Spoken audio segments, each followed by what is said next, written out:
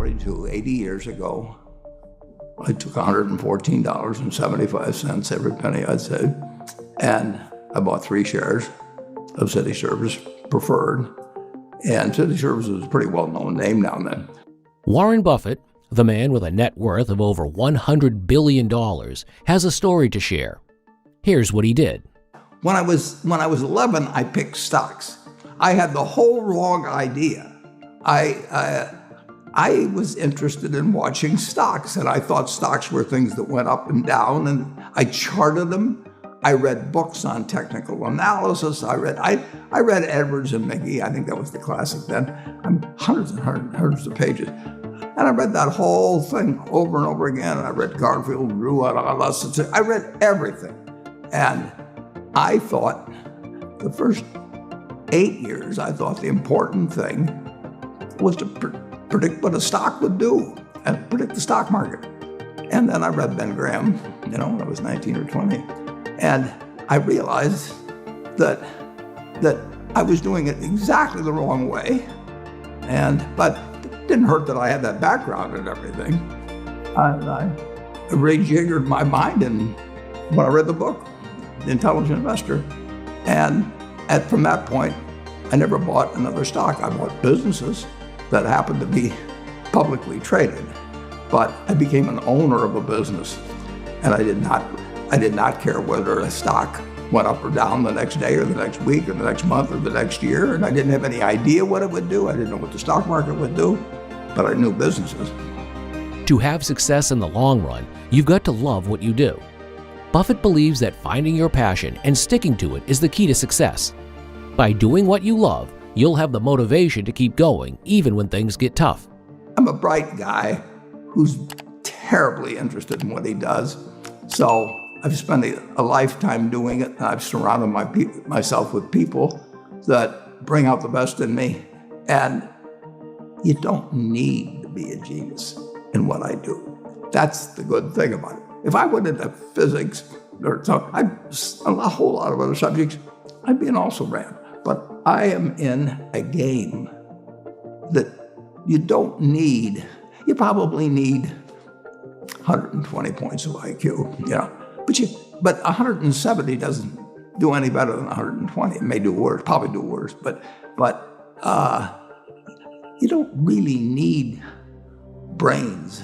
You need the right orientation. 90% of the people, I'm pulling a figure out of the air, but 90% of the people that buy stocks don't think of them the right way.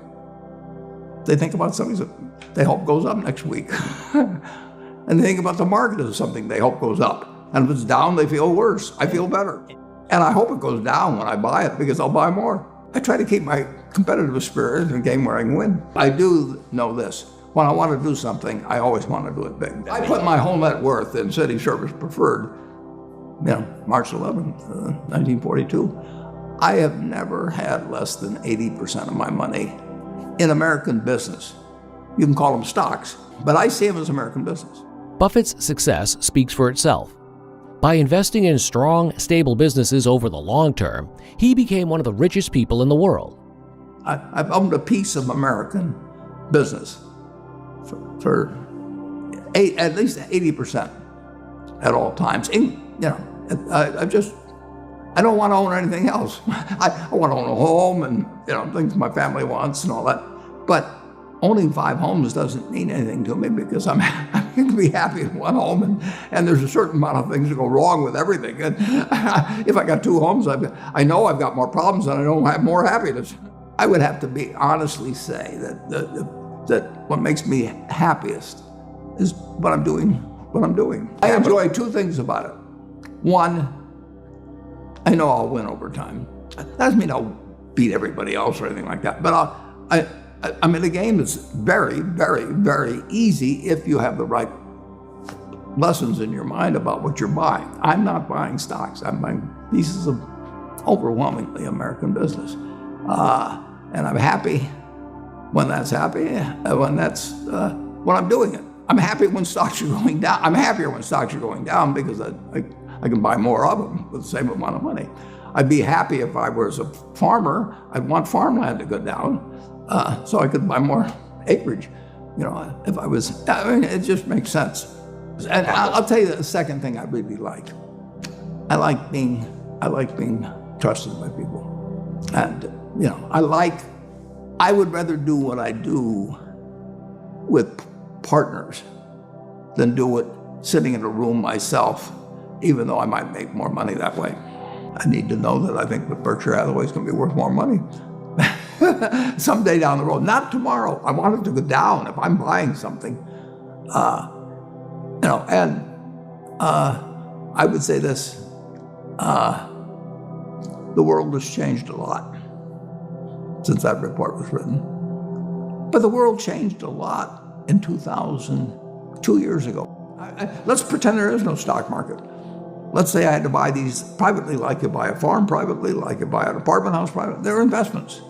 So you're looking to say, what can I do with money I've saved to put it away so I feel good about getting it back later under any circumstances, but not necessarily on a given moment. But if I have a farm, it's going to take me a while. But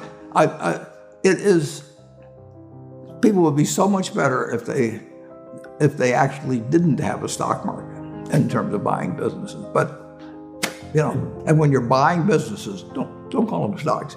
When you're buying businesses, when you're buying apartment houses, sometimes when you're buying raw land, all kinds of things. There's times when you get a chance to act and do something really intelligent. It may happen once every 10 years, once every 20 years. Depends on what field you're in, where you live, what you know, all of that. But most of the important things, there's a lot of foundational work. The United States economy, and it's very easy to look at the statistics on it. I mean, more people, a greater percentage of the American population is wealthy now, or having more income now than they've ever had. And if you look at whether Bank of America can give you their average deposit, I mean, you just look at the wealth that's out there, and that doesn't mean everybody's wealthy, but it does mean relative to any other period of time, people have more money now. They get mortgages at lower rates than they've ever gotten. So if they want to buy an apartment, where the bottom 2% in terms of income in the United States, the bottom 5%, and for sure the top 1%, all live better than John D. Rockefeller was living when I was 6 years old. John D. Rockefeller was the richest man in the world. And today, you can get better medicine, better education, better entertainment, better transportation. You can do everything better than he could. You can, it's astounding. That's in my lifetime. That if you wanted to watch a football game, he still had to go there. and I can sit there with this big screen, and they keep showing me the replay, so that explaining to me what happened and everything. And maybe everybody doesn't have a screen as big as mine, but damn near everybody has a screen or an iPhone or a computer or access to one, and they have access. I mean, when I was born, the dentist didn't use Novocaine. There's no country that's done what our country's done. If you go back 3 of my lifetimes, are looking at less than 1% of the world's population, closer to half of 1%. Half of 1% of the people in the world are sitting in this land. They don't work harder than people in all the rest of the world. I mean, in terms of hours of unpleasant labor, everybody's got hours of unpleasant labor in those days practically. They don't come laden with gold, and they are half of 1%. And they work the same hours, they got the same IQs, They may be a little self-selected in terms of enterprise, in terms of going across oceans and things. And fast forward a couple of lifetimes, and they've got 20% plus of all the bounty in the world. I mean, that is something that has worked like nothing. Just imagine that. If you've gone to anybody, Constitutional Congress, in 1789, if you go to any one of the representatives there, and you said, I want to tell you what this place is going to look like, in 3 more of your lifetimes, your great-great-grandchildren, yeah, are going to be flying in the skies. They're going to be watching sports all over the world. They're going to be entertained. Their medicine. They'd have hauled you off to a lunatic society.